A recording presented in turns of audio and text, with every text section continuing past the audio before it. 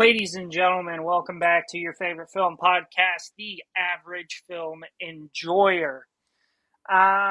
We are back 2 weeks in a row. We're doing good. We forgot to talk about scheduling before we started the recording. That's fine. We'll talk after. We got a lot to talk about today. Our top 250 most fans movies are Priscilla and Mid90s. I don't know why my brain just blanked on that. It's going to be a good time. We're going to talk about some movie news. We're going to talk about our diaries. But first, before we get into anything, let's talk about where you can find us. Obviously, if you're watching this on YouTube, you know where to find us. Please leave us a like, a comment, anything like that. And subscribe to our Spotify or wherever you get your podcasts, and leave us a review on there. That'd be great. Now, we want to give you our upcoming movies. We got some bangers coming up. So next week, if you want to prep, it's going to be our clean episode. We're going to be discussing Moonrise Kingdom and Coco. I think it'll be a solid episode. I haven't seen either in a really long time. So I am excited for that. The week after that, we're talking about Avatar, The Way of Water, and Harry Potter and the Goblet of Fire. And then 3 weeks from now, it's going to be the A's episode. We're talking about Amadeus and Akira. Oh my god. Yeah. Whoa. Pretty wild episode. Also, we have an episode coming up that's The Conjuring and Barbie. Fuck yeah. Insane pair. Oh my God. But, yeah. So, that's what we got coming up. Feel free to watch them. Watch along with us. There are going to be some good episodes. Yeah. But before we get into anything today, we're going to check in. Evan, how's life been? I know you were interviewing to be the manager of the bakery. Had the Have interview. we heard anything? I should be finding out this week. Had the interview. It was very intense, but good. Woo. And you get a big ass pay raise? Yeah, it would be a fat pay raise. So no, it's been fine. Pretty standard week. Playing James Bond. Reading maybe the best book ever written, and I'm only halfway done it. What Which book is that? The Fellowship of the Ring. Oh, God, you're so finally good. reading Lord of the Rings. I'm listening to the audiobook narrated by Andy Serkis, which is just divine. That's sick. Oh, it's so good, man. So, yeah, been good.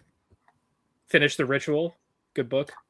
Have you met Tom Bombadil yet? Yes, dude. Tom Bombadil is the GOAT. Oh, my God. Yeah. I can't believe they cut him out the movie, but they had Oh, to, wait, you finished The Ritual? Yeah, the book. Sorry, yeah. Oh, what'd you think? I liked it a lot. Good book. So, we're gonna talk spoilers for a second. We don't talk books that much on this episode, on this podcast, but me, Jagger, and Evan are all huge readers. I did rewatch the movie, but I kind of forgot about the whole aspect with, I can't remember what the bad guys' names were, but them talking about like chasing after the devil, and the protagonist is like razzing him. He's like, well, I bet you followed Satan for a while and now you're following Odin. Yeah. And it's just like really staring into all these different like ideas of people who search out evil for evil's sake. I thought it was really interesting. Yeah. So none of that is in the movie. In the movie, he Luke doesn't show up into the village until, in the book, it's not a village. It's just a house. Yeah, it's just a house. And it's like halfway through the book. Yeah. The entire back half of the book is all of that. And in the movie, he doesn't show up there until the last 15 or 20 minutes. Yeah. Do you have a preference on which you preferred? I need to rewatch the movie, but I really like the structure of the book because I felt like it was able to like keep the Blair Witchy, woods. There's a monster in the woods feel of the first half, and then completely different kind of horror in the second half. Yeah, which is really cool. It's really scary too. Yeah, I love first off, all the dream sequences in the book where it's written like, and you're walking through and there's something behind you, and it uses the like you a lot. Thought that was super creepy, really cool. And then I love I can't remember again, but the girl like at the house, and she's like, yeah, I just really want to cut off your toes and your fingers and watch you walk around. Yeah, it's like all she wants to do. It's super creepy. Yeah, Jagger, you got to read the Ritual, man. It's so good. It's good. It's really quick. And the whole sequence after Hutch has died, yes, with Dom and Phil, where Phil gets taken. That whole sequence is so scary. Yeah. Yeah, great book. Highly recommend if nobody's read it. The Ritual. It's pretty great. Yeah. Well, that's good. I'm glad you finished it. And yeah, Tom Bombadil is the fucking goat. So OP that he couldn't even be in the movie because he would outpower Gandalf. Yeah. Tom Bombadil. That's my goat right there. Yeah. Jagger, how you doing? Yes. How's your week been? I've been good. Been tired. Just sort of hanging out. Went to the local bookstore, picked up 4 new books. Yeah. Got Brothers Karamazov, Moby Dick, The Phantom of the Opera, and then Charles Dickens' Christmas Carol and other Christmas writings. Cool. Some cool stuff. Yeah. You're much more into the classics, aren't you? Yeah, that's my vibe, Hell yeah. So yeah, other than that, I've just been hanging out, playing Persona 5, ripping through it. Yeah. That's a long game. Sweet. Yeah, I've been chilling. Been playing the new Lego Batman. It's incredible. And just watching movies, trying to get through the end of school. I've been reading a lot of comics, as I usually do. Evan is like our contemporary fiction guy. Jagger is the classics. And then I'm the comic books. You are the comic guy. I read lots of classics. I've read like 6 classics this year alone. Yeah. But that's like all Jagger reads. And you read a lot of contemporary fiction. I do. I bounce back and forth to keep my brain fully educated. Sure, yeah. Oh, yeah. Yeah, I am currently in the middle of the New Mutants series from 2020, I think. It's from the Krakoa era of X-Men. I'm trying to read through all of them. It's like 500 issues across like 30 different series. So I'm Where currently do you find all the comics? Do you get physical copies or do you read them online? Oh god. Read them online. Marvel Unlimited, man. They have all their comics on Marvel Unlimited. Don't get Trey started. It's like $9 a month for unlimited Marvel comics. It's incredible. Well, that's great. And it's what I'm on the bus for a total of 3 hours every day, and I just read comics on the bus on my phone. It's awesome. But yeah, New Mutants has been super solid. Yeah. So let's get into it. I think the biggest piece of movie news this week is that Obsession is fucking killing it. And Backrooms. Who would have thought we would live in a world where low-budget indie horror movie would outperform a Star Wars movie made by YouTubers on the Star Wars movie's opening weekend? Who would have thunk? Yeah, dude. Backrooms made like 40 million opening night. It's crazy. It made 118 million. Yeah, 118 million. Yeah. Not opening night, but this weekend it made 118 million. And Sunday hasn't even fully gone through yet. Insane. Oh my god. God bless Kane Parsons. Wild. And it deserves every penny of it too. Definitely. Yeah. A fair warning to all, and I'll talk more about this later. But The theater experiences are horrid, and you need to just tell the teenagers to shut the fuck up. Oh, dude, someone in my theater did. Someone in my theater screamed at a kid, and then everyone was quiet for the whole rest of the movie, and it was amazing. Theater etiquette is gone. This is why I like to go to the VIP theater where it's 18 plus, and the tickets are $30 a piece because nobody says shit during those movies. Hey, Evan, what's the drinking age in Canada? It's 18 in the province I live in and 19 everywhere else. Gotcha. Okay. Yeah. 18 in Alberta and then 19 for the rest of the country. Other movie news. Hope Na Hyung Jin. Oh my god, it looks so good. I probably butchered that name. I apologize, but their new movie set a sales record has sold more tickets and made more money before release than any Korean movie ever released. Whoa. Have you guys seen the trailer for this movie? It looks fucking sick. I've heard of it because I heard it was playing in from- Canada. I heard it was doing really well there. Yeah. It's from the director of The Wailing, which you guys, if you haven't seen that, you should watch it because it's incredible. It's a Korean horror movie. Oh man, it's so good. But Hope looks incredible. I cannot wait to see it. Yeah. Let's see. Evan, I know you've seen this because you told me to watch it. Jagger, have you seen the trailer for the new movie about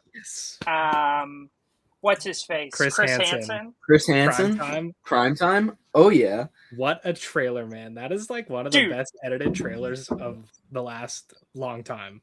This shit looks incredible. Yeah. Robert Pattinson is the greatest working actor right now. He has so much range. Just the GOAT. I don't think that's a crazy take. Twice. And every time I watch that trailer, I love it so much more. It looks so good. I got the trailer for Scary Movie 6, and isn't that coming out this weekend? Yeah. Looks Dude, like they just shouldn't release it. Maybe that's like a crazy thing to say. Maybe it just shouldn't. No, it looks so bad. It looks so funny. No, it looks horrible. Like, I think they should just revoke it. Trey's gonna watch Scary Movie 6 before he watches Nirvana the band, the show, the movie. Oh, Trey, that's insane. That's so insane. And I've never even seen a scary movie. What? Are you kidding? Yeah. Oh, that's crazy. They suck. They don't all suck. They're not great. They were never. I remember when I was like 14. They're in. I think it's Scary Movie 3. Charlie Sheen takes a bunch of Viagra and he falls off his balcony, and he eats like 10 Viagra, and his penis gets so big that it's like 5-6 feet long, and he hits the ground, but it's just his dick sticking into the pavement. Thought that was really funny when I was a kid. You know why? Because that is funny. It was funny, yeah. But yeah, the new Chris Hansen movie looks insane. New Resident Evil movie looks unbelievable. Yeah. Yes, we love Zach Krager.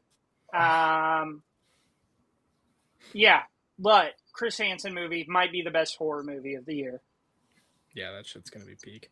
Because that trailer makes it seem like a horror movie. Yeah. The guy who's making it hasn't really done much, so I'm excited. Oh, what's that movie? There was the trailer, it was before Backrooms, and it was about like the killing machine, and it's the guy who did You're Next. Oh, I didn't get that trailer. Adam Wingard? Yeah, Adam Wingard is doing an A24 movie where like Alex Pereira plays like the Terminator. Damn. What? And he's hunting down this woman who was like in the military, and she needs to like save the world from this thing. Yeah. Oh, it looks crazy. Hell yeah. Dan Stevens in it too. That's our goat. And it's Rebecca true. Hall. That is, oh my god. in fact, our goat. Adria Arjona too. Oh my god. That's a crazy cast. We also love Dan Stevens and Adam Wingard. And Guy Pearce, right? Isn't he in it? Fuck yeah. We got the trailer for and this Rebecca movie. Hall's in it. Yeah. We got the trailer for this movie called Leviticus, Oh yeah, A24. That thing looks awesome. It looks pretty cool. And Reginald Bell Johnson. Yeah, that cast is crazy. Michael Biehn. Man, I'm excited for this. Yeah. All right, should we get into Diary? Yep. I only have 5, so I can go through it quick. Do it. Was Guy Pearce in something else? Whatever. Okay, continue. He's in the new Robin Hood Ridley Scott thing with Jacob Elordi. Yes. Oh man, that Robin Hood movie. That movie looks so tough. It looks so good. Yeah, really excited for that. In honor of 007 First Light releasing, I watched some James Bond movies, and they were sick. I rewatched Goldfinger. It's a classic. Oh yeah, the best Bond song. Yeah, Sean Connery. Well, second best. I have Skyfall over it, but it's great. Goldfinger's amazing. The whole and then I watched Moonraker, which is not a great movie, but it is extremely entertaining. It's so funny and stupid, and turns into Star Wars at the end. It's sick as fuck. And then I watched Skyfall, which is the best James Bond movie. Yeah. It's incredible. It's absolutely incredible. 5-star masterpiece. What do you have above Skyfall, Jagger? I have Moonraker and Dr. No, I think above Dr. No, that's crazy. That's and Goldfinger. And Goldfinger. All right. Yeah. Then I went to go see The Backrooms, which was quite good. Quite a good movie. Not as good as Obsession. Really, really enjoyed it though. Trey, you know that one Letterboxd review I have where it's like, I love when trauma is used as a metaphor in horror movies? Yeah. Should have just copied that review for this movie, because that's what this movie is. It's really cool. The set design is absolutely incredible. The score is really, really good. It's not super scary. Like there's 2 found footage sequences that are really, really good. And I like the ending. Yeah, it's good. I want to see it again. My theater experience was absolutely horrible, so I had a hard time locking in. That's why I think I didn't really find it that scary. But yeah, I gave it it's a strong 4. Could go up. Jagger, do you want to talk about it now, or do you? Yeah, I kind of do. Go for it. So I fully believe this movie is like a complete masterpiece from beginning to end. And I will stand on that. I made a video for TikTok where I was talking about it, and like I cannot make this up. I lost track of time, and then when I looked at the video I'd recorded, it was 27 minutes long, and had to record everything. I honestly believe every single aspect of this is crafted with such a specific eye. I've never felt so much in my life like I was watching a movie where I genuinely went into the director's brain and just sort of sat there for a while. And every little thing that's on screen means something. And seeing it a second time, because I went back, like as I was leaving the theater, I got tickets to see it again the next day.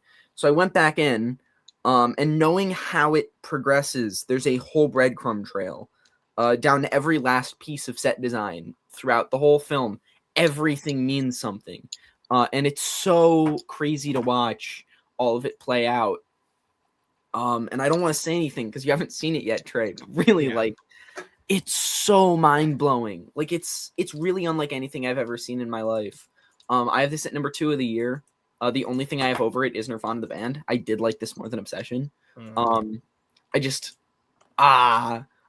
can't even believe it exists. Like, that's the state that I'm in. Like, I don't even believe it's really cool. Movie. It's so awesome. They built 30,000 square feet of back rooms, and the cast fully based off a 3D render that he made. That's it's really cool. And the furniture in there, like it's that shit where it's cut in half, like clipping through the ground. It's so cool. It all just looks so unique. I think that I think the messaging is pretty ham-fisted at times, but that's not a bad thing. But then I think that, again, not to say anything, I think the section with Mark Duplass at the end. Mark Duplass? Yeah, Mark Duplass. I knew that would get Trey. God, I love Mark Duplass. The section at the end with Mark Duplass, I feel like almost makes those sections where it felt so heavy-handed feel more nuanced, because it's like there's small details in the things that he says that really rework everything before it. It's again, without saying too much, I adored Kane Parsons' original stuff, but I think making the backrooms themselves into this almost living thing was such an awesome way to retackle it and make it feel fresh for people who would familiarize themselves with what it originally was. Also, the final shot is sick. Really the final shot's like the most. It's really good. Yeah. Oh man. We'll probably do a obsession backrooms spoiler cast once Trey sees both of them after his exams. Yeah. Hell yeah. But good for this kid. 20 years old, made a sick ass movie. The theater was full of teenagers, and there was thunderous applause at the end, which kind of surprised me because this is a pretty slow burn horror movie. And there's not very many jump scares, so probably would have bored me when I was 12 years old and watching like Insidious and Conjuring. But yeah, getting people to the theater is good stuff. Watch Priscilla, we'll talk about it. And then I just binged the entirety of Twin Peaks with my fiance. Woo! We watched 9 hours of Twin Peaks yesterday, including Fire Walk with Me. Did you do the lost section thing? No. We're gonna take a little break because we watched so much yesterday, and then I will be watching The Return for the very first time. I've never seen it. And on June 8th, they are playing Twin Peaks: The Return, Episode 8 in theaters here for Bleak Week. And I can't believe it. I'm so excited to see it. I've heard nothing but it's the best episode of TV of all time. So very excited for that. Crazy thing to say. Yeah, Twin Peaks is amazing. It's surreal, funny, weird, fucked up. The show is like, it feels so real. Like David Lynch and Mark Frost just crafted this whole city, town, whatever, with a cast of characters that they're all very like individualistic. Where, oh, of course, Margaret the log lady. We love Margaret. There's a lady, Trey, and she carries a wooden log around that talks to her and tells her secrets. She's the best. We hate every single man on the show except for Dale. All the men suck. Is that Kyle MacLachlan? That's Kyle MacLachlan, yeah. And then every lady on that show is the hottest lady you've ever seen. Somehow. Is Laura Dern in it? No. Damn. Heather Graham shows up, though. Oh, and I know how you feel about Heather Graham. Yeah. Yeah. Evan loves Boogie Nights. I love Boogie Nights, and I was a big Austin Powers guy when I was a kid.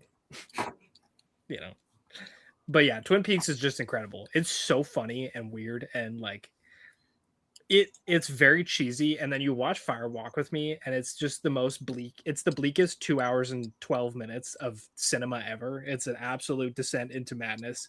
And I was saying, like, the thing I respect so much about the movie, which is a prequel to the show, is that it is not there to answer any questions that the show leaves. All it's there to do is show you what happened. It like all it does is give you more questions. It's confusing, and yeah, it's just incredible. It's maybe the best horror movie ever made. It's absolutely insane. And then I watched Mid90s, which I'm very excited to talk about. That was it. Maybe one of the biggest score jumps of all time. It's the same score jump that happened to Lost Highway, which on first watch I gave a 3-star. And then second watch is Lost Highway rips, dude. The first time I watched Lost Highway, I couldn't really connect the two halves of the movie, like the stuff with the mechanic and then the stuff that's like horror at the beginning. Yeah. And it just felt like two different movies, and I didn't really like the mechanic half as much, but then on rewatch, loved it. My favorite Lynch movie. Oh yeah. So yeah, very excited. Twin Peaks question: why are you dissing Pete Martell? What'd he do? Yeah, my bad. They're just all shady, and you know, Twin Peaks characterization gets a little weird in season 2 because of the filler, where a lot of people who were previously absolute scumbags, like shout out to Mr. Horn, who all-time villain and is just like a complete hero in the last few episodes for some reason. We just pretend the filler doesn't exist. The final episode exists, and that's it. Fair enough. But yeah. All right, is it my turn? Oh, Jagger, you go ahead. Oh, okay. After Passenger, which we talked about last time, I watched Star Wars: The Mandalorian and Grogu. I gave it a 3.5. I kind of liked it. I can't get over Jeremy Allen's White's voice in that fucking movie. Yeah. But did you hear the story of Jeremy Allen White's whole thing? That he was like at a party, that Jon Favreau was at, and Jon Favreau said, "Oh, I want you to play this character." So he went in and read like a few lines because they thought the character was going to be really small. But then he found out that they like didn't have a script, so they were just sort of winging it to get something out. And then they realized, oh, let's make the whole movie about Rod of the Hutt, and then brought him back in to read the rest of it. That's crazy. So, I mean, it's not really his fault. But no, it's not the worst movie you're ever gonna watch, like some people will tell you. I think it was sufficiently enjoyable. I had a good time with it. Like I said, 3.5. I really did enjoy myself with it. Then I watched Hurry Up Tomorrow again. Which I did give 5 stars. I really love this movie. And I think I'm gonna import the French Blu-ray. I so good. I move on. All right, Backrooms. Backrooms 5 stars. Like I said, we'll talk about that more once we get around to it. Then I watched Pather Panchali again because I heard you talking about it last episode, which I give a 4.5 this time around. Really, just a stellar piece of filmmaking. Then I watched Twixt because I saw it on I think it was Tubi. They had the. Did you watch Twixt or Betwixt? Betwixt Now and Sunrise. Yeah, okay. Which I did give 1 star. Nearly bafflingly bad. Then Backrooms again. And then I did the Priscilla and Mid90s double feature for today. And I have thoughts, but we will get to those after. All right, Trey, go ahead. Okay. First one, family movie night. We watched They Came Together. My sister chose it. This shit is fucking hilarious. It's the same guy that did Role Models and Wet Hot American Summer. Oh, yeah. Both bangers. Let me just give you some of this cast. Paul Rudd, Amy Poehler, Bill Hader, Ellie Kemper, Kobe Smulders, Jason Mantzoukas, Randall Park, Tiona Paris, Ed Helms, Jack McBrayer, Kenan Thompson, Ken Marino, Max Greenfield, like Adam Scott, John Stamos makes an appearance for some reason. It's like the who's who of mid-2010s comedians. And it's unbelievable. It's like Scary Movie, but for romantic comedies. It's fucking hilarious. Hell yeah, I watch that. And you guys need to watch it. It's so good. I rewatched John Wick a few weeks ago because I bought the Blu-ray. And then I was like, you know what? I'm bored this weekend. So I rewatched John Wick 2, 3, and 4. Guess what, guys? Those still rip. Mm-hmm. Yeah. I watched Boiling Point for the first time. Just an incredible movie.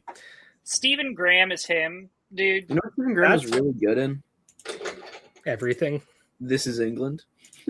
Hell yeah, he is good in This Is England.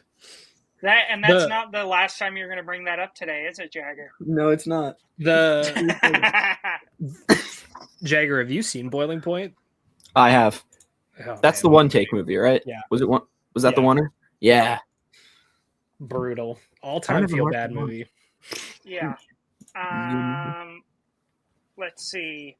I watched Empire of the Sun as part of my Spielberg watch through. Christian Bale's first on-screen performance. And he's like 13. And he looks literally exactly the same as he does now. But yeah, it's definitely a weaker Spielberg. A bit too long.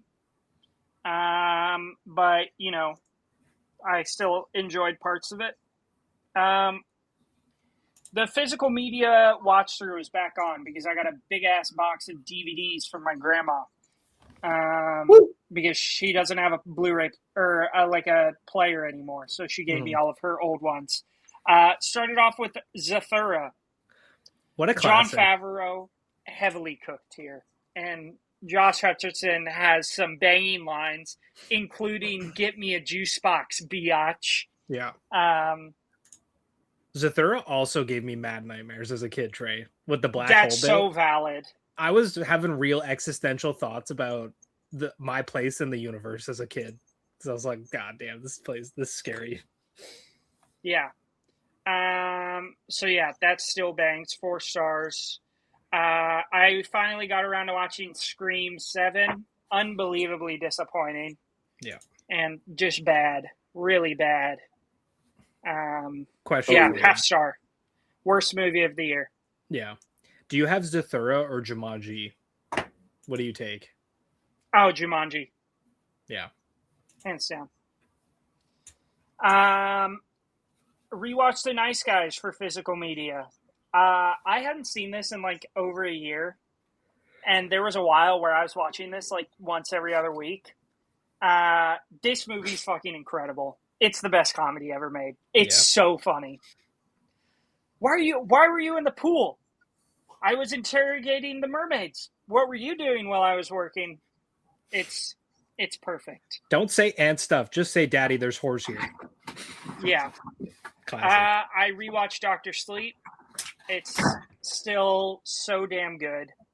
I'm so ready for Flanagan's Dark Tower series. Yeah.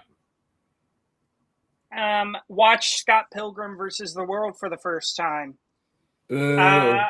Poetic. It was very good. I think there's a lot of homages here to like retro video games and anime, both things that I'm not super familiar with. So couldn't really connect to those. But I mean, it's Edgar Wright. It's just a lot of fun. And Jagger, we don't need to hear your opinion. You don't like that? Oh, right. I remember talking about that. I have it at a 1. Jagger hates Edgar Wright. Yeah, right. 1 star. Scott Pilgrim's fucking amazing. It's so funny. Yeah. Shout out Brie Larson too. Yes. Oh my God. Good Lord. I watched Cinderella because I now own the DVD. Still super solid princess movie. I mean, these retro Disney movies that are like an hour and 20 minutes are excellent because they're an hour and 20 minutes and it's just like a breeze. They're paced so well. Yeah. Let's see. I watched Amistad, another Spielberg movie with Jimon Hansu and Morgan Freeman and Anthony Hopkins and Matthew McConaughey. It was, holy cow, this only has 46 fans on Letterboxd. That's wild. I've never seen that low of a number. Yeah, it's fine. It's paced terribly. There's like a obvious like climax, like where it should have ended in the middle, and then the movie just keeps going for another hour, which isn't great. But the performances were great. Jimon Hansu was incredible. Yeah. Are you excited for Disclosure Day, Trey? Come on, Evan. Not Evan. Jagger. Spielberg's my favorite director. You have to know. Well, I know. But this is something that I was talking about with Dan and a few other people the other day on a live stream. that even as huge fans of Spielberg, are you excited for this movie? Yes, because Spielberg is in his bag when he does alien movies. Close Encounters, E.T., and War of Worlds. All incredible. Yeah, but what are your thoughts on the promotion thing where he's talking about it like he knows more about it? I love that shit. Did you see the most recent trailer? Wait, well, like he what? He's like sort of insinuating that the movie itself is going to be telling you new things about alien existence. Hell yeah. At the end of the trailer, he goes, "This is all true." It's sick as hell. That's sick. Yeah. Dude, Spielberg is at that point in his career where he can literally do whatever he wants and still be successful. That's fair, I guess. It's like when the Beatles made Sgt. Pepper's. It's, which is also like one of the greatest albums ever made. That's not true. That album's like fine at best, like every other Beatles album. Well, that is a baffling take. That's baffling. You know what album is better than that? Pet Sounds by the Beach Boys. Hell yeah. That's fair. That's a really fair thing. I rewatched The Incredible Hulk because I ordered the Blu-ray. Are the VFX dated? Yes. Is this the best character design for the Hulk that we've ever gotten? Also yes. And is Edward Norton the most comic accurate Bruce Banner we've gotten? 3 yeses. This movie's great, and I won't apologize. Wow, this director went so downhill after doing this. Yeah. Priscilla we'll talk about in a bit. I watched Minority Report yesterday for the first time. Holy fuck. I should have expected it to be peak because it's both Tom Cruise and Spielberg. But good Lord, man. And Colin Incredible.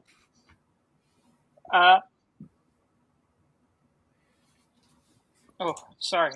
I had some chips and hummus earlier. Rewatched Ford v Ferrari with the fam last night. And because I bought the Blu-ray finally.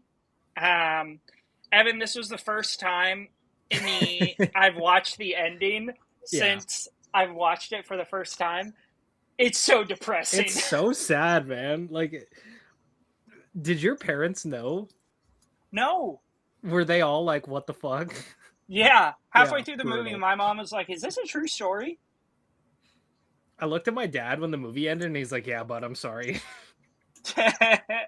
Jagger, have you seen Ford v Ferrari? No, I haven't. I really want to, though. It's just like the best sports movie. It's the best dad movie ever. Yeah. It's so incredible sound design. Yeah. It just sounds so good. And Christian Bale is so funny. And then I just finished Mid90s. Hell yeah.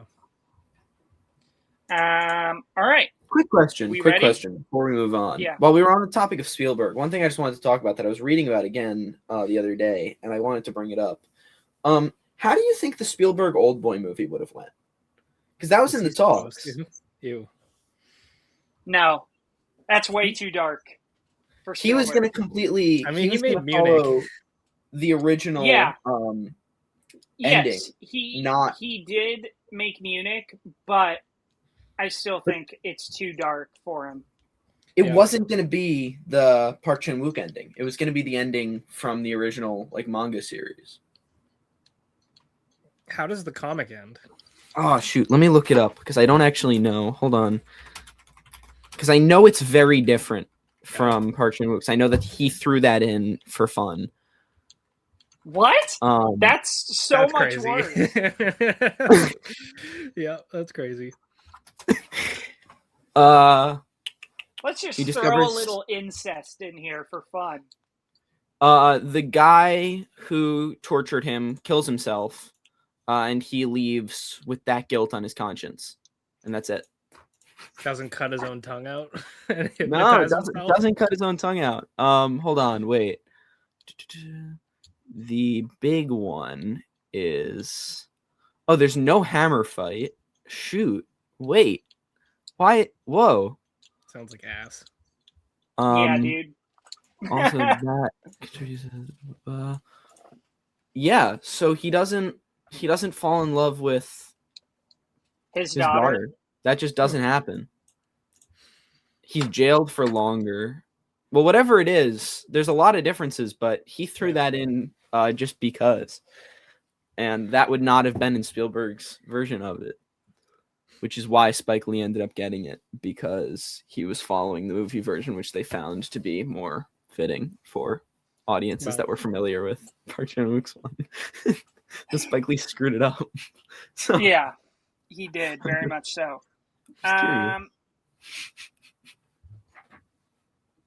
Yeah. Let's talk about Priscilla first. Yes. So Priscilla, directed by Sofia Coppola, released in 2023. The unseen side of a great American myth in Elvis and Priscilla Presley's long courtship and turbulent marriage from a German army base to his estate at Graceland. Evan, are you familiar with James, his review of this? I don't think so. Oh, he's like a big Letterboxd guy. I thought everybody followed him. Hold on, is it at the top of the reviews? Because if it is, I could probably find it. It's not under pop. It's not that big. But he says, every time Elvis mentioned the Colonel, I get Tom Hanks ridden war flashbacks. Oh, I do follow this guy. Yeah. Yeah. So this is about Elvis and Priscilla Presley, and it's a much more accurate representation of Elvis as a person, a wife-beating pedophile. Jagger, why don't you tell us why you love this movie, and then we can get into discussion questions. I mean, that's the first thing. It's a movie that gives a very earnest look at who Elvis was, but through the ultra stylized lens of Sofia Coppola, which I love so much. So it's really this perfect mix, because it has an incredible soundtrack without ever using Elvis's music, which is such a cool thing. I think it has an incredible lead performance from Sally Spady. I think kills it in this, and I also really love Jacob Elordi's Elvis. So I think that between the sort of glamorous nature of the story, which I think is very fitting for Priscilla Presley's side of it, I think having it be that really stylized thing, which was what drew her to this life so incessantly later on, just a very interesting way to handle it.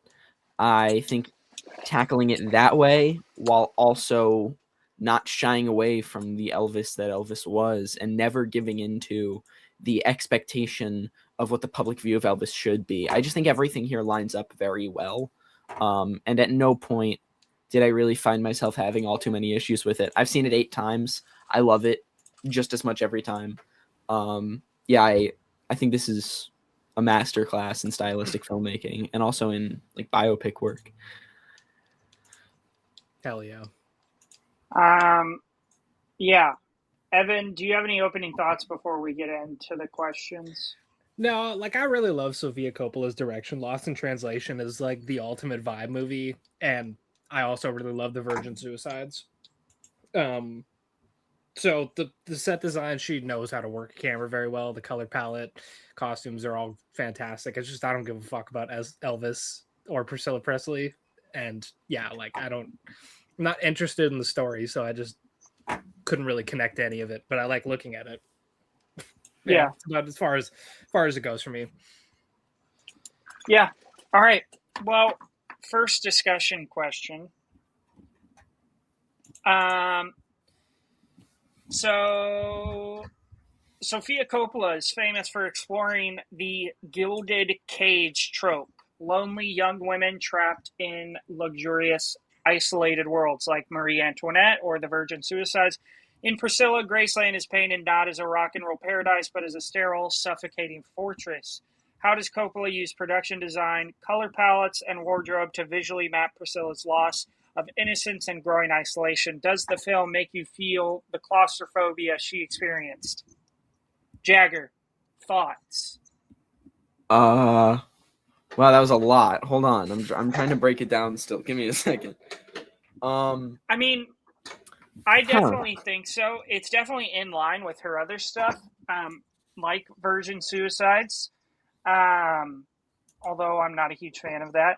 I thought it was very boring. Wow. Yeah, I know. I hear that all the time.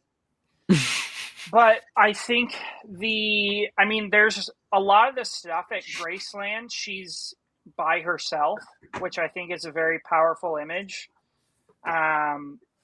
Of like her, Priscilla, just being this other thing that Elvis has, like it's very clear Elvis doesn't see her as her own person, but as like another like I don't know, like he sees her like as like another piece of furniture, like an inanimate object that's like there to serve him. And I think that having a lot of shots of her like alone throughout Graceland is really powerful. And all the like she has in the beginning, her clothing is very like, I wouldn't say drab, but just kind of muted. And as we move throughout the film, it gets more and more extravagant, which was another interesting piece of that. As Elvis like uses her. Yeah, I don't know. Jagger, Evan, do you guys have any thoughts about that? Yeah, that's a good point about I like what you said about the clothing. That's interesting, you know. As she, you know, she's kind of held down by her parents and then also by Elvis, and it's like two very different prisons. Yeah. I agree. I agree. Yeah. Unlike Baz Luhrmann's Elvis, which celebrates the larger-than-life icon, Priscilla focuses heavily on the massive age gap, the control Elvis exerted over her appearance, and the emotional isolation she endured. How do we think this film recontextualizes the legacy of Elvis Presley? Does the movie successfully walk the tightrope of critiquing Elvis's toxic behavior while still showing why a young girl would be completely swept up by him? Absolutely. Absolutely. I think it does a very, very nice job at it. And I think the one scene where Elvis throws the chair at her is like still, in my opinion, just one of the more powerful moments I've seen in a film. I think it's such a well-timed scene. I think Elordi plays it perfectly. And I think the way that they handle sort of, like it says, walking the tightrope of properly portraying it, because it's something that you could very easily screw up and make it seem really one way or the other, of either not properly showing what he did and still sort of falling into the this is Elvis Presley side of it, and also making it look like you're just victimizing Priscilla Presley without understanding sort of why there's any draw to him at all. I think it does it very nicely. It still understands that the person it's talking about is Elvis Presley, you know? Yeah. But it also knows that it's telling a side of him that is difficult to talk about with a lot of people because he has so much defense to him. I think it's interesting looking at this movie and Baz Luhrmann's one sort of side by side with everything going on with Michael right now. Yeah. It's just it's a very interesting duality, and I think that this movie does it exactly how I believe it should have done it. Unlike Elvis. Yeah, Elvis sucks. I haven't seen Elvis, but don't. It's really bad. Yeah. Trey, what is the Carpenter Elvis like? Ooh. It definitely like. Wait, you guys haven't? Was I the only one that watched that for the Carpenter deep dive? Yeah, because you bought it. I did buy it. I have the DVD. I think it's definitely, it's like in the middle. Mm-hmm. There's not a lot of coverage about Priscilla. Mm. And it kind of falls into that, like, classic music biopic trope of, like, the tortured artist. Mm. So I think it's a good movie. I think it's definitely better than Baz Luhrmann's, and I think Kurt Russell is great in it. But I also don't think it's a good representation of Elvis. Because he did again. How old was Priscilla? Like 14? Yeah. 14 when they started going out. Golly. How old and was he was in his 20s. Oh, no. No. That's not... It was not okay.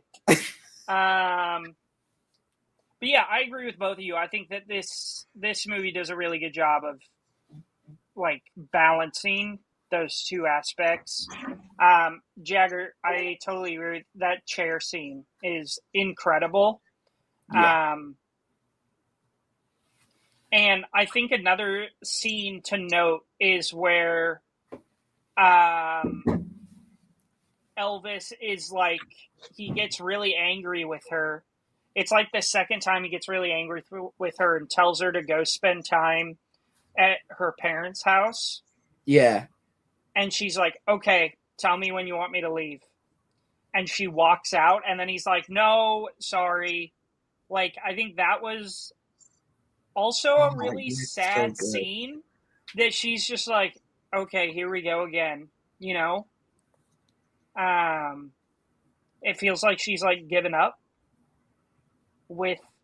She's just like, okay. And man, the ending of this is so great. Yeah. Which, that actually, our last question.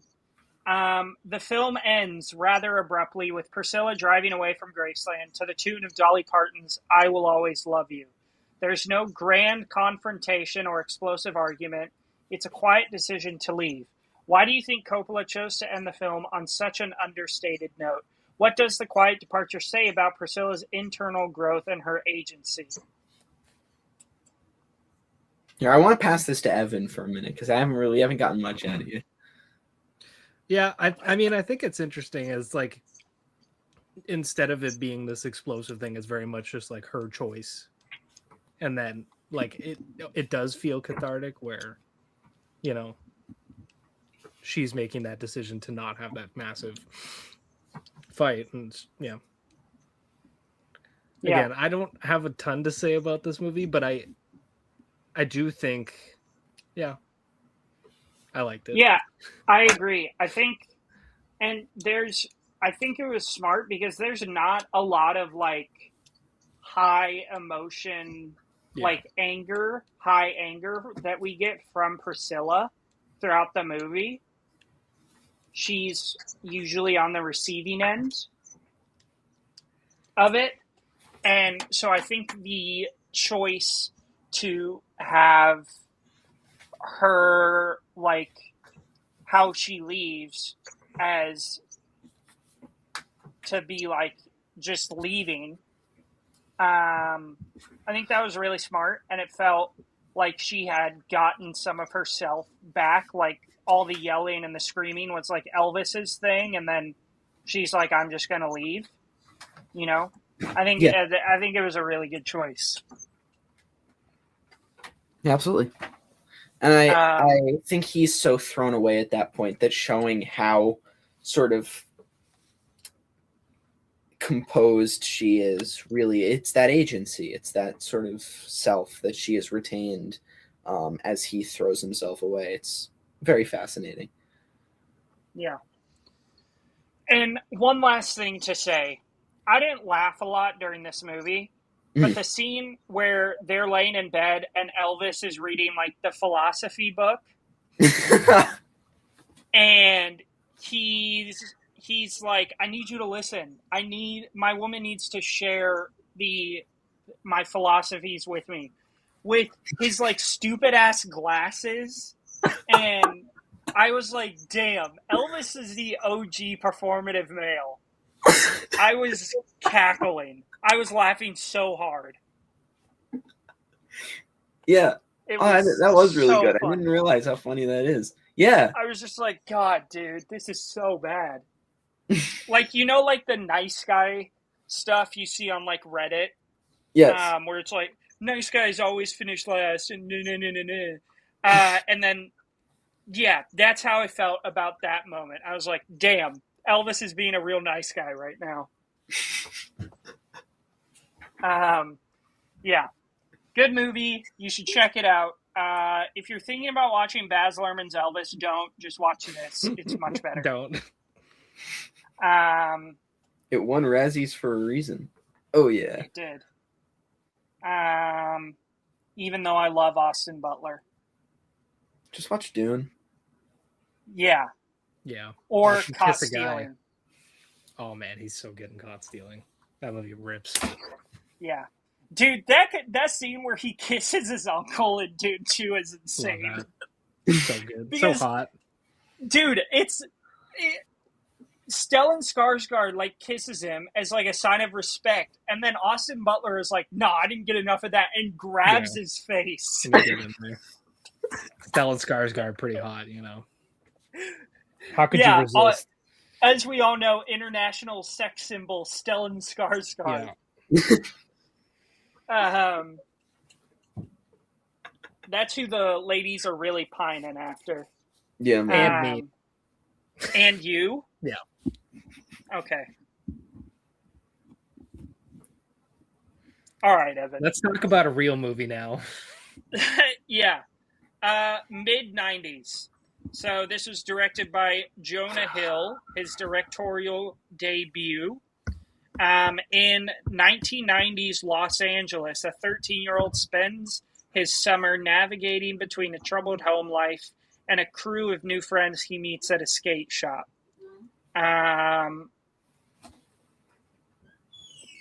Yeah. Evan, first, before we get into the questions,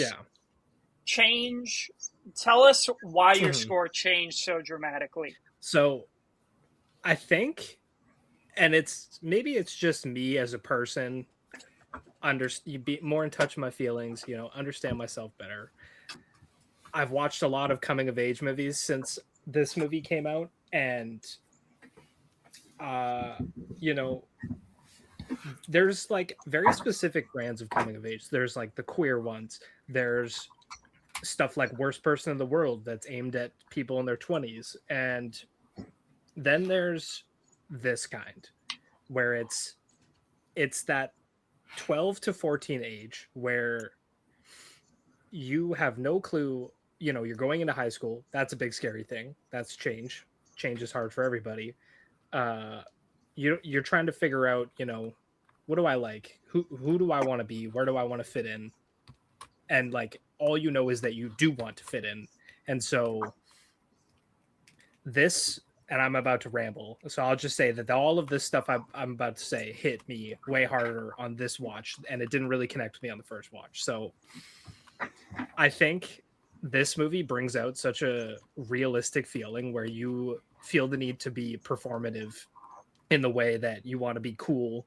So you follow trends, you know, you have this smidgen of something that you know you like. You know, he's talking about music, and in one scene, Lucas Hedges, who, you know, normally plays the good guy, and he's kind of the good guy in this, maybe misunderstood, but real dickhead to his brother.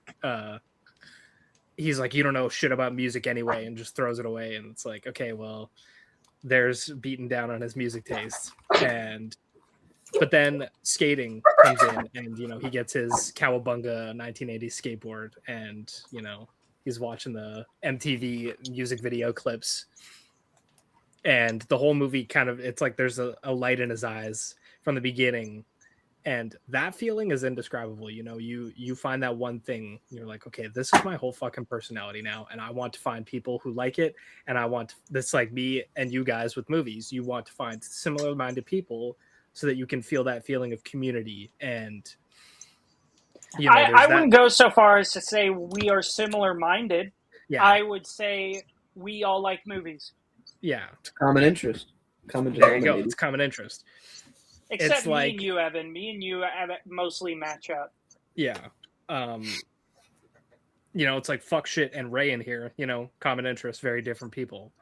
But you just find this community, and there's that scene right when he finds the group of friends and they're like, can you fill this water jug up for me? And he sprints to fill it up, and he's so excited that they even like included him a little bit. And it's like, yeah, everybody's been there where you feeling alone, you don't have any friends, you're just not really sure. And then you find an inn and you chase that, whatever it is, and you build yourself around that. And I think Mid90s is so effective at showing that whole experience as a early teenager.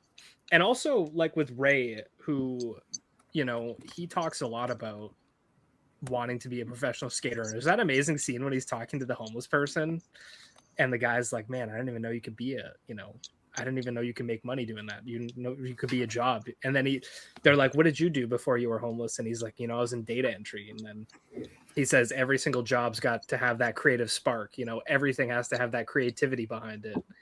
And yeah, I think all these characters, like fourth grade, he wants to make movies, and they're all talking about how stupid he is and all that shit, but that's his passion. And this movie is all about passion and self-discovery. And I just think Mid90s, it's perfect. Like this is that it's a lot of stuff that I was a very sheltered child. I was not smoking cigarettes and drinking 40s at the skate park, but I went through that feeling where you're like, oh, I don't know what I want to do. I moved around. I didn't have any friends. And then you make those friends and you find those common interests and you build the whole experience and memories and things like that.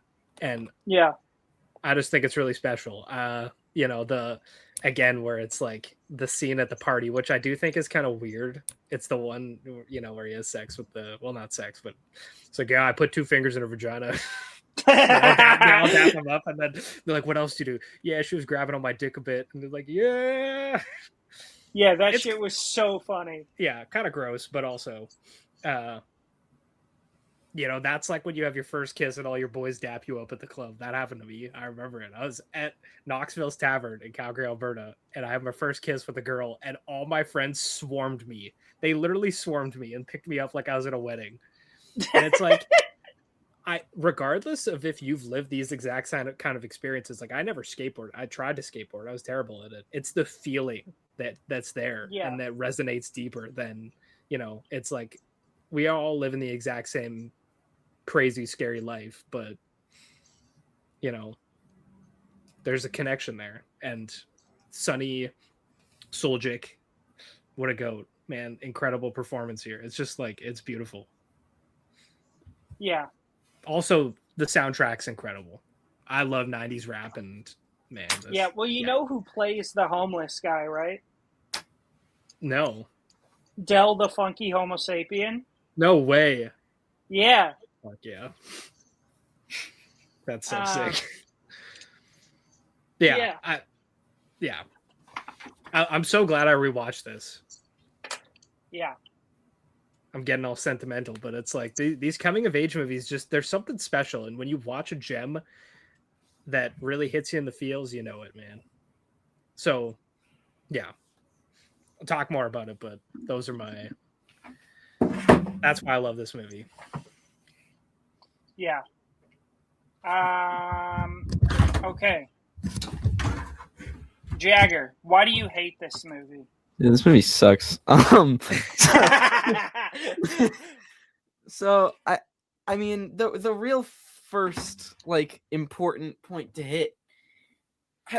Evan, have you seen This Is England? Yeah, I have. I don't really know. No, it's at times quite literally line for line, like to a point that it's embarrassing. And if you read about it, Jonah Hill made everyone in the cast watch This Is England. Like it's not even remotely hidden. Like it's right in front of you. Huh? I don't know if that's an issue though. I just gave a whole speech about how shared experiences are special and bring people together, and it's like I really feel like everything about this movie completely falls flat. I found it to be And I know this is going to sound super contradictory to what you said. I found it to be completely devoid of any kind of connection. I think that it all felt super phoned in, and it all just felt like trying to emulate this idea of what the coming of age movie should look like without any of the sort of depth behind it. Because I think it felt like it really wanted to be this middle ground between like a Larry Clark, like kids type of thing, and This Is England. And it never manages to hit what works with either. I think that it's really just this ultra like synthetic coming of age movie that is just hitting the points of both of those bases that have things about them that do work. As much as I dislike Kids, there are things about it that undeniably work and make it feel very effective. And I think that this tries to emulate some of those points, whether it be in the characters. I mean, this is the characters of Kids with the, like, I can't even say structure, just with the film of This Is England. And it just mushes things together and throws everything at the wall. And none of it did stick. So then they just pick it up and decide to work with all of it. And it's a mess. It's such slop. And I do not understand the appeal of it. I don't understand how any of this could realistically work. I mean, just like watching it, even still, my opinion's the same. I have it at 1 star. I think the cinematography is nice. And I think the use of like the 4:3 aspect ratio, all that, I think it's strong.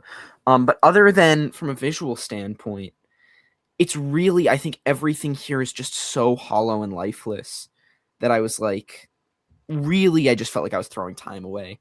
I'm at a loss on even remotely understanding how any of this could work. It's just everything about it feels like miss after miss after miss after miss. And it's, man, I really dislike it. I don't get it. I just don't get it.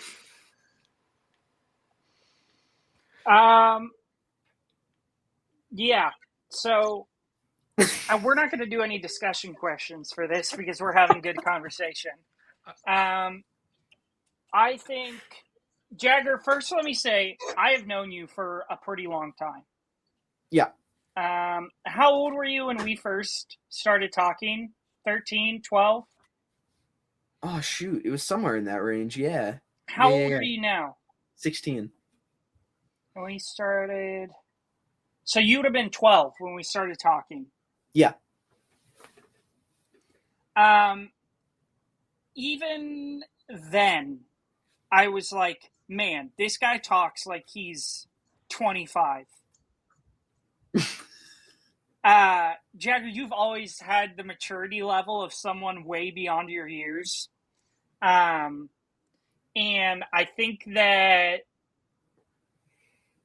that's a really cool thing.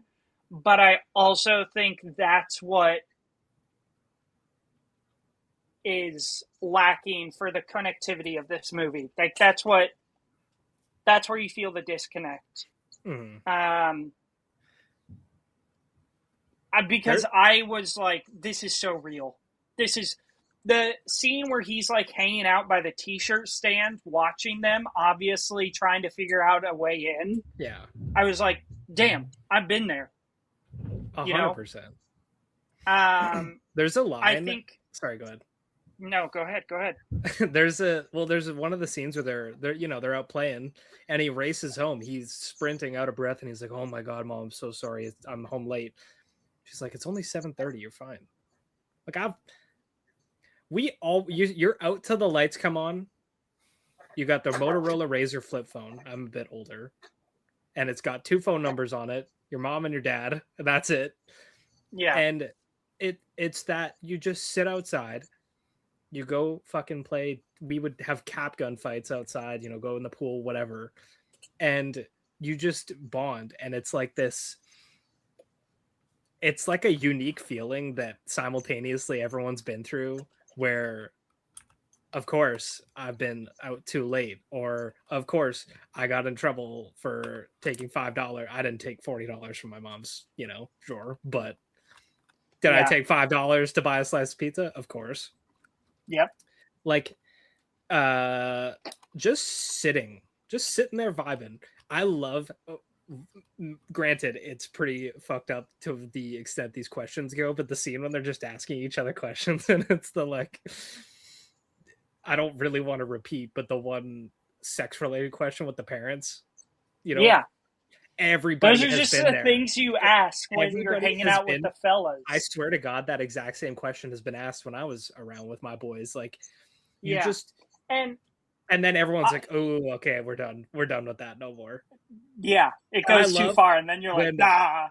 They're asking Stevie about, do black people get sunburns? And he's like, and he takes like 2 minutes to respond, and he goes, "What's a black person?" And he's just, you can see the gears turning in his head where he's just he's like, "Don't fuck this up. Oh my God, they're finally talking to me." And it's like, yeah, I've been there when you're talking to the cool kids. And you're like, oh my God, okay, how do I not fuck this up? Yeah. It's so authentic. And just watch Friendship. Just watch Friendship. See, but I think that's different. Friendship isn't realistic. We love Friendship. Yes, but it's different. And I think that there's a generational gap, and I'm going to sound like such a boomer right now. No, you're 100% right. But I think that with the way technology is now, like how advanced video games are, and there's laptops and phones, and everybody, like, I'm going to say, I didn't get my first phone until I was like 13. Yeah, I think I got my first phone when I was maybe like 11 or 12, but again, it was a flip phone and I could play Snake on it. Actually, I downloaded the Tenacious D movie soundtrack to my phone for a ringtone. Hell yeah. You know what I mean? Like, and it was solely to call my parents because I would be outside fucking riding bikes. Yeah. And I don't know. I just don't think. I think, Evan, the way me and you grew up, like hanging out with your friends, I don't think that's really a thing anymore. Yeah, like we weren't playing video games online back then. And I'm going to sound even more boomery, but it's like, oh my fucking God, you got Mario Kart Double Dash on the GameCube. Like, let's go over there right now. Let's go to 7-Eleven, get Slurpees, and sit in the basement. And then we'll go to the pool later. Yeah. I think helicopter parenting is such a huge thing now. And there's nothing, I don't think it's bad to know where your kids are. Yeah. But, like, yeah, we wouldn't play video games online. The new Call of Duty would come out, and we'd all go over to someone's house who had it, and we'd all play all night until one time 4 or 5 a.m. I got in such bad trouble playing. Actually, this was I was playing online Call of Duty, but I didn't have a microphone because microphones weren't really that easy to find back then. So I called my boy on my home phone for like 6 hours, and this was back before unlimited phone plans. Yep, like before we had one. And my parents stormed into my room and said, "Why is there a 7-hour phone call on the bill? What the fuck is wrong with you?" And I got in so much trouble. Yeah. And it's like, did you used to get nervous about getting caught screen peeking when you were playing like Halo or Call of Duty with your boys? Like, it's impossible not to. They're like, "Don't screen peek," and you're like, "I can't not. My screen is tiny." Yeah, that's what I would say exactly. And it's also like we're playing finger guns in the backyard, and then it's like one of the moms brings out the cold lemonade, and it's like, maybe that shit still happens. I don't know, but I feel like the world is just too different now. And like Mid90s is very much a period piece of that time. And even though it's like cranked up to 11, like I don't think it's as crazy as Kids, but like it has that feel regardless of if you were you know, doing that kind of crazy shit, or if you were literally just playing innocent games in the backyard. Yeah. Yeah, and I think that's why I like it so much. I love that scene when they're like when they jump the fence and the cop comes over. Yeah. That shit was so fun. I've never had that happen to me because I was too scared to sneak into places, but let me tell you, that shit was hilarious. Yeah. I really love, and this, I think, another great movie that has very similar vibes to this and hits even harder is Dee Dee from 2024. Yes. Because Dee Dee is set in 2008, so that's even closer to me because I was born in 1999. So even mid-90s is like a little bit past me. We always say like the early 2000s is still the 90s. You know what I mean? Yeah. But like,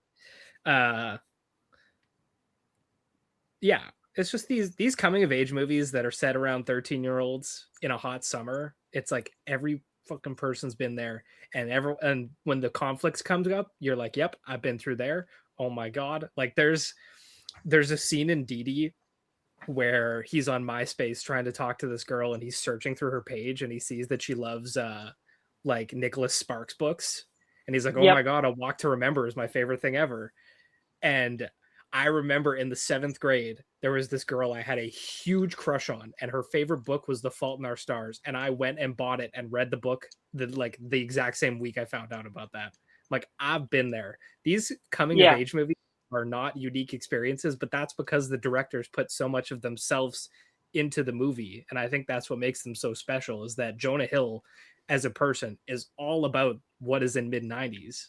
And it just comes through the screen so well. Yeah. Do you guys have any last thoughts that you want to share, Jagger? We've kind of been dominating this conversation. No, I'm just, you could very well be right. You could very well be right, but I don't know. I connected with Dee Dee. To an extent, I did understand the connection that could be there with kids very much. That's sort of a lot of the appeal for that movie in my mind. Which again, that movie is horrific and disgusting, but I can absolutely understand its importance. And I think that hearing the story of how Harmony Korine wrote that in like 5 days, like, it's interesting, you know, and all of that stuff. I really cannot help but feel like this is England stripped of all the context and just throwing in, like, you'll understand this and you'll feel like this is relatable, and it's just sort of this salad of concepts. Sure. And you could absolutely be right, but I don't see it. That might just be it for me. Even if this was, and like, again, I haven't seen this as England in a while. I do remember it pretty well. It's pretty, you know, sticks in your mind kind of movie. But like, even if this was a shot for shot remake, line for line, but set in 90s New York, or sorry, Los Angeles, like, I think that's fine, because again, what I've been harping on is that the coming of age experience is something that we all went through. But This Is England is a point in culture that adds that context. I mean, it'd be like setting Brighter Summer Day somewhere else. I mean, the context but like, makes that movie. It's a different thing, because like, if you like 90s LA riots aren't a part of mid-90s because these kids are younger and like they're in their whole world where the only thing that matters to them is skating and but then if you think about This Is England for a minute, what makes it feel so weighty by the end is his age in contrast to the age of the skinheads that he's hanging out with. I mean, there's a lot of that, and how they sort of just like take him in, and the destruction and corruption of him is so much more elevated because of who they are and the scale of what they're doing. And that scene at the end where they like kill the guy, the way he looks and feels in that moment, just like everything in the scale of what they're doing, it feels so tarnished in this movie. It feels like you're really removing all the weight of This Is England and missing the point of This Is England to just say like, oh, that resonated with people in England at the time. Let me make this movie so that we can resonate with the Western audience. I mean, it almost feels like whitewashing This Is England. Like, it's crazy. It's insane. And it's stripping away everything that makes This Is England work. I also think like they're just such a pivotal part of British culture is because of that context. I think they're just different experiences, because I'm looking at the IMDb trivia right now, and he says Jonah Hill said that Kids, This Is England, and The Sandlot are what inspired him to make this movie. Kids and This Is England are both listed. Oh my god! But again, if you watch The Sandlot, that's way more of what me and Trey have been talking about the whole time. God, it's like The Sandlot, the greatest coming-of-age movie of all time. I just think if you look, I love The Sandlot, but we're losing the plot here. Yeah, we're losing exactly. it. But maybe he took, because we're not inside his head. Like there's no politics in this movie, and I think that he makes a point to do that because there was a lot of bad shit happening in LA in the 90s. But that's not what this is about, because you're a dumb, naive kid who just wants to hang out and find friends. And it's like This Is England is about one thing, and this is about a different part of that experience of growing up. Like, I think they're completely different stories focusing on different things. Like lots of coming of age movies, like I said, we got subgenres like shit like Lahane and This Is England you can compare because it's set during political unrest and shit like that. But when you watch Mid90s, you're like, okay, this is The Sandlot. It's a hangout movie or it's like Dazed and Confused. It's the same stuff. It's that shared friends experience. You know what I mean? Like I can totally understand that, and I can get behind that, and I think everything has a time and a place, but then I don't think you should be pulling so directly from This Is England. Like, quite literally, scenes are word for word. It's ridiculous. It's absurd how closely it pulls from, like, the beats of that movie. And I think that if you want to do your own thing and tell your own story, I'm all for that, but then tell your own story and do your own thing. Like, you cannot be pulling so closely from something that has that kind of contextualization and expect to just remove that context and throw in sprinkles of something else and call it your own and expect no one to point up how you're removing that contextualization and just trying to sort of make use of something that worked better because of its context and try to put that in a different setting with a different name on it and expect it to work just as well. I feel like that's But I also feel like you're forgetting all of like Jonah Hill's personal life experiences that went into this movie. He said literally the car that they get into the wreck with is the exact same car model that he got into a wreck with when he was a kid. He was a skateboarder, cool. You know, he was listening to 90s rap, you know. Like, I agree with Evan. I think that you need to disconnect that it's the a different influences a little bit. Yeah. And like, I can understand that, but then pulling scenes word for word, I just don't get it. I just can't understand the justification. Okay, well, there's, you know, lots of all the coming of age movies follow a very similar path. And it's like, okay, they're going to hit the same story beats, talk about the same things. That's just bound to happen. But you have to look for the director's heart and soul in the movie. And that's where, you know, this movie just drips the 90s. He's like, Jonah Hill gave them all old iPods with the exact 90s playlist he was listening to as a kid. And I think that's where you see the brilliance of his direction, is that he saw a golden era in his past. And he said, I want to make something about that.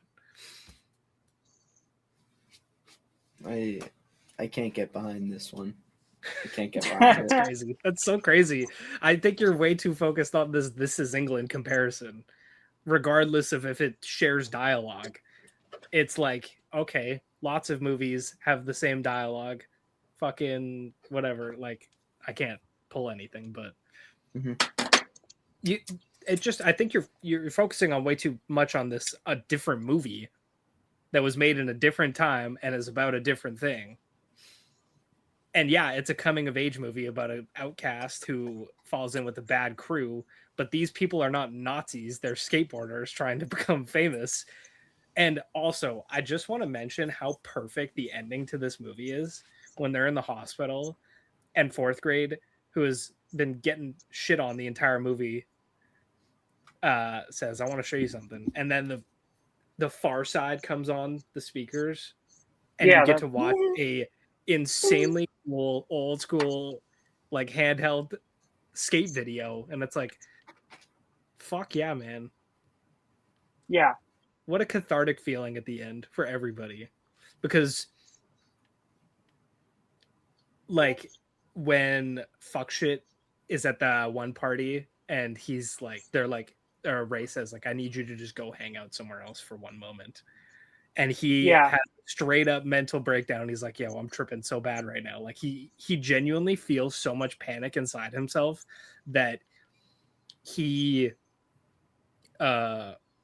hates that he doesn't want to be around his best friend who was around, you know, when his little brother died and things like that.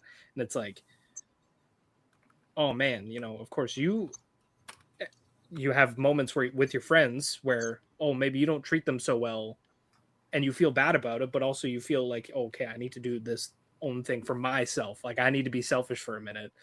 And it's like, that's a struggle people have been through too, you know? It's, yeah. I think it's a very compelling, and for a 76-minute long movie, very diverse in its like range of emotions and what it's trying to, you know, say. Yeah, I agree. Last time I yapped this hard was about I Saw the TV Glow. I really didn't expect it. Yeah. But I just think this is such a unique coming of age movie that is just like filled with heart and soul. Because you know Jonah Hill is like ride or die for this era. Yeah. It's very much like a passion project. So yeah, I think it's tremendous. I'm so glad that I came around on it. Jagger, I think it's a bit of, I think it's this is England thing, but also like just maybe a generational gap that kind of hits for this movie. But yeah. But Jagger, I mean, your critiques about this thing, This Is England, are totally valid. Like, I totally, I get where you're coming from. I just disagree. Fair enough. To each their own.